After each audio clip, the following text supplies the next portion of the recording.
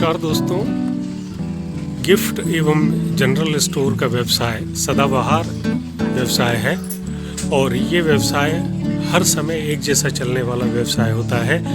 इस व्यवसाय के बारे में जानकारी लेने के लिए हम आज आ पहुँचे हैं बजाज गिफ्ट एवं जनरल स्टोर पर, जिसके संचालक श्री नीलेश बजाज जी से हम जानेंगे कि ये व्यवसाय कैसा है। नमस्कार दोस्तों, प्रॉफिटेबल बिजनेस आइडिया में आपका बहुत बहुत स्वागत है। जैसा कि आप जानते हैं कि जनरल स्टोर का व्यवसाय एक सदाबहार व्यवसाय है और जो काफ़ी प्रॉफिटेबल व्यवसाय माना जाता है। इस व्यवसाय के बारे में अधिक जानकारी के लिए हम आज पहुंचे हैं बजाज जनरल स्टोर पर, जिसके संचालक हैं श्री नीलेश बजाज जी, जो हमें इस व्यवसाय के बारे में और अधिक बताएंगे। नीलेश बजाज जी, आपका बहुत बहुत स्वागत है हमारे इस चैनल पर। नीलेश जी, आपसे मैं पूछना चाहता हूं कि जो जनरल स्टोर का व्यवसाय है वो कैसा है? ये व्यवसाय है तो काफ़ी अच्छा जी, है ना, बहुत बढ़िया व्यवसाय है ये। अगर आप चाहो तो बहुत अच्छे से कर सकते हो इसको। जैसा कि मुझे मालूम है कि जनरल स्टोर के व्यवसाय में आपने बहुत तरक्की की है और आपकी एक के साथ 3 दुकानें आपकी लगातार हैं यहाँ पर। तो आपकी जर्नी के बारे में थोड़ा सा आप बताएं कि आपको कैसा अनुभव रहा है? देखो, अनुभव तो काफ़ी रहा है मुझे। वैसे ये जर्नी मैंने बहुत छोटी सी चीज़ से चालू की थी। एक दुकान थी मेरे पास छोटी सी, उससे मैंने व्यवसाय चालू किया था जी। लेकिन आज मैं 3 दुकान तक पहुंच गया हूं जी। इसमें काफ़ी अच्छा बिजनेस है अगर आप सही तरीके से करो तो जी। नीलेश जी, बताएं कि आप यदि कोई जनरल स्टोर का व्यवसाय करना चाहता है तो उसे दुकान किस स्थान पर लेना चाहिए, कितनी बड़ी दुकान लेना चाहिए, उसका लगभग रेंट कितना होना चाहिए और उसमें फर्नीचर में कितनी लागत लगाना चाहिए, उसके बारे में थोड़ा सा डिटेल बताएं। देखिए, आजकल क्या है कि जो फर्नीचर और दुकान की बात है, दुकान की लोकेशन हमेशा ऐसी जगह होनी चाहिए या तो मेन जगह पे हो। अगर आप मेन जगह पे दुकान नहीं रेंट पे या अपने परचेस नहीं कर पा रहे हो तो कम से कम ऐसे लोकेशन पे हो जहाँ न्यू डेवलप कॉलोनी हो जी, है ना, तो वहाँ पे भी आप अपना बिज़नेस बहुत अच्छे तरह से स्टार्टअप कर सकते हैं। और रही रेंट वाली बात, तो रेंट में ऐसा है कि आपका जो रेंट है मिनिमम कम से कम 5,000 का रेंट तो आजकल नॉर्मल ही हो गई है जी, कि हर जगह पे 5,000 से कम तो रेंट आपको मिलना दुकान मुश्किल है ना। और दुकान के अंदर फर्नीचर जो है आजकल देखा जाए तो सबसे ज़्यादा चीज़ फर्नीचर शो बिकता है जी। जितना अच्छी चीज़ अगर आप जितना अच्छा शो दुकान में रहेगा उतना ही आप बिजनेस ग्रोथ कर सकते हो। नीलेश जी, यदि कोई नया व्यवसायी ये व्यवसाय करना चाहता है तो उसके लिए क्या किसी तरह की कोई परमिशन या कोई पेपर की आवश्यकता पड़ती है? देखो, इस व्यवसाय के लिए परमिशन की आवश्यकता नहीं पड़ती है। बाकी एक नॉर्मली दुकान गुमास्ता होता है, हाँ, शॉप एक्ट वही बनता है बाकी और कोई परमिशन जरूरत नहीं पड़ती इस व्यवसाय के लिए। हाँ, यदि बहुत बड़ा हो या होलसेल करते हैं तो जीएसटी वगैरह लगता है। जीएसटी वगैरह लगता है जी। सर, ये दुकान की जो सामान है, बहुत वैरायटी का सामान है, ये आप कहाँ से खरीदते हैं? देखो, क्या है कि ये इस दुकान का सामान जो है काफ़ी तो हाँ बस 90% तो सेल्समैन जो है कंपनी वाले सेल्समैन आते हैं, ऑर्डर लेके जाते हैं, बाकायदा यहाँ पे शॉप को डिलीवरी मिलती है जी। फैंसी आइटम जो होता है वो फैंसी आइटम हमें इंदौर से, मुंबई से, दिल्ली से, मतलब जहाँ से आप परचेस कर सकते हो जो आपके लिए कंफर्टेबल है वहाँ से आप ले सकते हो। इस व्यवसाय को करने के लिए जितना अच्छा आप इंदौर मुंबई से परचेसिंग करोगे उतनी आपको नई नई वैरायटीज़ मिलेगी। इंदौर और मुंबई में नई वैरायटी के साथ साथ नई जो डिज़ाइन आती हैं वो भी आपको डिज़ाइन आपको सब प्राप्त होगी वहाँ पर। अच्छा, इसमें सामान की क्वालिटी के बारे में आप कैसे पता लगाते हैं? देखो, क्वालिटी तो ऐसा है, धीरे धीरे करते करते आप जो है इस चीज़ में घुल जाओगे। एक्चुअली क्वालिटी ही सबसे मेन चीज़ होती है। यदि आप क्वालिटी बेचोगे तो ग्राहक अपने आप आपके पास पीछे खींचा चला आएगा। मेन चीज़ होती है क्वालिटी, और क्वालिटी पहचानना कोई मुश्किल काम नहीं है। अगर 2 चीज़ आप हाथ में रखोगे तो आपको वैसे ही मालूम पड़ जाएगा, ग्राहक खुद उस चीज़ को एक्सेप्ट कर लेगा। अच्छा, इसमें बहुत तरह तरह के आइटम होते हैं, इनको मैनेज कैसे करते होंगे आप? बस ये सबसे बड़ी चीज़ है, इसको मैनेज करना जी। इसमें क्या है, बहुत सारी चीज़ें आपको दिमाग में याद रखनी पड़ती है कि आपने क्या चीज़ें ली है, क्या रेट पे परचेस की है, आपने कहाँ उसको एडजस्ट कर रखा है, कहाँ रखा है जमा करके। ये सब चीज़ें को बहुत ध्यान रखना पड़ता है और वो ध्यान आपको स्वयं रखना पड़ेगा। उसके लिए आपको कोई ऐसी पर्टिकुलर चीज़ नहीं बताई जा सकती है। तो लगभग कितने आइटम होंगे आपकी दुकान में, कितने प्रकार के? मेरे पास लगभग अगर देखा जाए तो कम से कम 600 प्रकार की रेंज होगी। 600 तरह के आइटम के बारे में जानना, समझना और उनके रेट के बारे में कि ये किस रेट में हमारे पास आई है और हमें किस रेट पर बेचना है, ये भी उनको ध्यान रखना बड़ी बात है। और ये चीज़ अनुभव से आती है, जैसा कि आप विगत 7 वर्षों से इस व्यवसाय में हैं। तो नया व्यक्ति यदि कोई दुकान खोलना चाहता है तो उसे क्या करना चाहिए प्रारंभ में? अगर कोई नया व्यक्ति इस फील्ड में आना चाहता है तो उसको कम से कम 1 साल तक किसी शॉप पे रह करके एक एज ए वर्कर काम करना चाहिए, जिससे उसको थोड़ा सा अनुभव प्राप्त हो जाए। अनुभव प्राप्त होगा तो उसको अपना स्वयं का बिजनेस करने में बहुत आसानी होगी और उसको इसमें सफलता जल्दी प्राप्त होने की वो चांसेस रहेंगे। अच्छा, एक प्रश्न बार बार मन में उठता है कि जो ऑनलाइन व्यवसाय है, ऑनलाइन का आजकल बहुत बोलबाला हो रहा है, तो क्या आपके व्यवसाय पर भी ऑनलाइन का कोई प्रभाव पड़ा है? देखो, आजकल ऑनलाइन का व्यवसाय का फ़र्क तो हर व्यवसाय पे है। कोई भी व्यवसाय देख लो आप, जिसमें ऑनलाइन का फ़र्क तो पड़ता है, लेकिन फिर भी ऑनलाइन के होते हुए भी आज भी बड़ी बड़ी जो होलसेल दुकानें हैं वो चल रही, वो हमारे जैसे लोगों से चल रही है।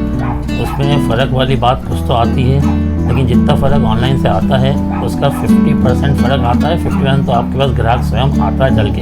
एक्चुअली क्या होता है, जो अपनी वेराइटीज़ होती है, यहाँ वेराइटी आदमी स्वयं हाथ में रख करके परख सकता है। लेकिन ऑनलाइन में क्या है, फ़ोटो का खेल होता है। जैसी फ़ोटो वैसा खेल दिखता है आदमी को। फ़ोटो पे क्लियरिटी जितनी अच्छी होगी, आदमी को उतना लगता है कि चीज़ बहुत अच्छी होगी। लेकिन जब हाथ में चीज़ आती है तो समझ में आता है कि इसमें अंतर क्या है। रेट का अंतर इसी चक्कर में आता है कि अपनी क्वालिटी ऑनलाइन क्वालिटी में ज़मीन आसमान का फ़र्क होता है। यहाँ आने के बाद आदमी हाथ से, बिल्कुल हाथ में, यहाँ पे हाथों से देख सकता है, हाथ से टटोल सकता है। कोई भी ज्वेलरी है, कोई भी एग्जांपल देखा जाए तो मैं आपको दिखाता हूँ। जैसे अगर ये इयररिंग्स ही देखें, इस इयररिंग्स को आप हाथ में लेके देखोगे या ऑनलाइन लेकर के देखोगे, ऑनलाइन में आप केवल फ़ोटो देख सकते हो, यहाँ पे आप स्वयं देख सकते हो कि इसमें क्या टूट फूट है, कौन से चीज़ है, क्या नहीं है। इन सब चीज़ों में बहुत, ये देखिए काफ़ी अच्छी क्वालिटी है और काफ़ी भारी भी है और काफ़ी अच्छे लग रहे हैं देखने में। ऐसे ये पूरी वैरायटी की ये रेंज लगी हुई है। ऐसी काफ़ी रेंज मिल जाएगी मेरे पास आपको जी। बहुत टाइप की वैरायटीज इसमें इयररिंग्स में मिल जाएगी। अच्छा नीलेश जी, आप व्यवसाय को बढ़ाने के लिए क्या क्या रणनीति का प्रयोग करते हैं? देखो, इस बारे में तो इतने अच्छे से बताना काफ़ी मुश्किल रहता है जी, ठीक है ना। लेकिन ये है कि अपने व्यवसाय को बढ़ाने के लिए सबसे मेन चीज़ होती है कि आपका एटीट्यूड। आप अपने ग्राहक से कितने अच्छे से डील करते हो, आपका व्यवहार ग्राहक। आज के समय में सामान कम बिकता है, व्यवहार ज़्यादा बिकता है जी। बस जितना अच्छा आपका व्यवहार होगा उतनी आपकी सेल अच्छी रहेगी, आपसे ग्राहक जुड़े रहेंगे।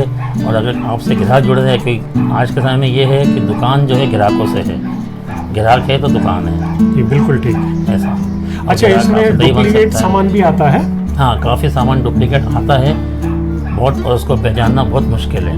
यदि आप डुप्लीकेट सामान, ऐसी चीज़ें आती है कॉस्मेटिक जो है डुप्लीकेट आती है, लेकिन यदि आप किसी जेन्युइन शॉप से ख़रीदते हो, आप कंपनी से लेते हो, तो उसमें डुप्लीकेट के चांसेस ख़त्म हो जाते हैं। वो पहचान के ऊपर भी बहुत काफ़ी डिपेंड करता है। लेकिन जेन्युइन शॉप पे लेने पे, कंपनी से लेने पे आपको डुप्लीकेट का बिल्कुल कहीं से कहीं तक वो नहीं रहेगा जी। अच्छा, जैसे ये कोई व्यक्ति नया जनरल स्टोर का व्यवसाय करता है शुरू, तो उसको दुकान जमाने में लगभग कितना समय लग जाता है? देखो, कोई भी काम हो, कोई भी सामान आप दुकान चालू करो, किसी टाइप की दुकान हो, उसमें समझ लो 6-7 महीने तो आप ये सोच चलो कि आपको जो है केवल लॉस होना है, निश्चित है। क्योंकि उसमें निश्चित लॉस का ये है कि आपको उसमें एक तो अनुभव नहीं है, सेकंड थिंग ये जो उसमें जो नुकसान हो रहा है वो नुकसान कैसे आप उसको कवर करोगे, उस नुकसान का क्या करोगे। काफ़ी चीज़ें ऐसी होती है जो हम भी सामान बेचते हैं, काफ़ी चीज़ें ऐसी होती है जो हम लेकर के आते हैं, लेकिन कुछ टाइम बाद वो ख़राब हो जाती है। उस ख़राब सामान का जो आपका नुकसान हुआ है, डेड स्टॉक जो कहलाता है, वो डेड स्टॉक भी जो है उसको कवर करना, किस प्रकार से उस सामान को बेचना है, वो काफ़ी टाइम लगता है उस चीज़ को समझने में। जैसे 10 आइटम लाते होंगे तो एक आधा आइटम खराब भी निकल जाता होगा। समझ लो कि 9 आइटम अगर आपका अच्छा सामान बिका है तो 10वां आइटम आपका डेड स्टॉक ही कहलाएगा जी। अच्छा, इस दुकान को चलाने में आपको क्या क्या परेशानियाँ आती हैं? इसमें जो परेशानियाँ तो काफ़ी आती है। इस मेन चीज़ तो ये है कि अगर आप दुकानदारी करते हैं तो आपको कम से कम 2 बंदों की ज़रूरत होती है। 2 व्यक्ति बहुत ज़रूरत है इस चीज़ को संभालने के लिए। घर का व्यक्ति हो और बाहर का भी। हाँ, घर का व्यक्ति हो तो काफ़ी अच्छा है। उससे ये होता है कि आपको कम से कम नुकसान जो है वो आप अदर नुकसान से जो होता है उससे बच सकते हैं। अच्छा, ये आपका समय कितना देते हैं आप दुकान को? दुकान का समय मैं देता हूँ पूरे 12 घंटे समय देता हूँ दुकान को। सुबह 10 से रात को 10 तक मेरी शॉप खुली रहती है जी। पूरे 12 घंटे में मदद करने के लिए आपके बच्चे और घर के लिए मेरा बेटा भी आता है, मेरी वाइफ भी बैठती है, प्लस एक हेल्पर भी है, ऐसा। अच्छा, इस दुकान को खोलने के लिए जनरल स्टोर का व्यवसाय यदि कोई शुरू करना चाहता है तो उसे इनिशियल लेवल पे शुरुआत में लगभग कितना इन्वेस्टमेंट करना होगा?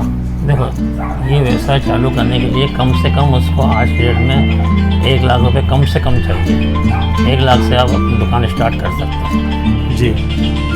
अच्छा, यदि जैसे सारे खर्चे निकाल लिए जाए दुकान के, तो खर्चे निकालने के बाद कितना अपने को बचत हो सकती है? जब अब ये बताना तो पॉसिबिलिटी नहीं हो पाती है ना, लेकिन ये है कि अपने खर्चे पाने दाल रोटी बहुत आराम से चलती है, वो ज़्यादा अच्छा है क्योंकि उसको बताना संभव नहीं है जी। लेकिन फिर भी एक अच्छा मार्जिन, एक किसी भी आइटम पे लगभग कितना प्रतिशत तक मार्जिन मिल जाता हो? क्या होता है कि अगर आप एवरेज मार्जिन देखा जाए तो एवरेज मार्जिन कम से कम 20% मार्जिन एवरेज निकलता है। कि कई आइटम ऐसे होते हैं जिस पे आपको 50% मार्जिन ही मिलता है, कई आइटम ऐसे होते हैं जिस पे आपको 5 से 7% 10% मार्जिन मिलता है। लगभग कितनी लागत लगाना होती होगी? लगभग आपको कम से कम 1 लाख तो मिनिमम लागत आपको लगानी ही पड़ेगी इस आइटम के लिए, सामान के। और बाकी फर्नीचर वगैरह के लिए वो अलग है। फर्नीचर ऐसा है कि वो डिपेंड करता है कि फर्नीचर का लुकिंग आप कैसा देते हो, उस पर डिपेंड करता है। लेकिन आज में फर्नीचर भी जो है कम से कम 1.5 से 2 लाख रुपए फर्नीचर में लगते हैं। अच्छा, इस व्यवसाय में क्या सीजन का भी कोई रोल होता है? बहुत फ़र्क पड़ता है। सीज़न में तो बिज़नेस जो है क्या होता है, सीज़न इस व्यवसाय में सीज़न ऐसा है, शादियों का सीज़न रहता है, राखी रहती है, दीपावली रहती है, ऐसे बहुत सारे सीज़न अपने को कंटिन्यू मिलते रहते हैं। और फिर अपन एक तो हिंदू समाज में आते हैं तो इसमें क्या है कि अपने त्यौहार जो है समझ लो 12 महीने त्यौहार चलते हैं और त्योहारों का जो समय रहता है उस समय पे आपको एक अलग इसको बेनिफिट मिलता है। अच्छा, नया व्यक्ति हो तो उसे क्या करना चाहिए इस व्यवसाय को शुरू करने के लिए? नया व्यक्ति हो तो इस व्यवसाय को शुरू करने के लिए जो है आपको स्टार्टिंग जो है एक छोटे लेवल से, जैसे क्या है कॉस्मेटिक की कुछ वैरायटीज़ रखना चाहिए। एकदम बिल्कुल लार्ज स्केल पे नहीं रहना चाहिए, कुछ वैरायटीज़ रखो, कुछ कॉस्मेटिक्स हो, कुछ जनरल सामान हो गए, है ना, ज्वेलरी आइटम हो गए। ऐसे आइटम रखने के बाद धीरे धीरे जैसे कस्टमर की डिमांड होती है उस डिमांड के अनुसार सामान को आप बढ़ाते रहें तो ज़्यादा बेटर रहे। वो आपका बहुत बहुत धन्यवाद नीलेश जी, आपने हमारे नए व्यवसायियों के लिए बहुत महत्वपूर्ण और बहुत ही सुंदर सुझाव दिया है। आपका बहुत बहुत धन्यवाद।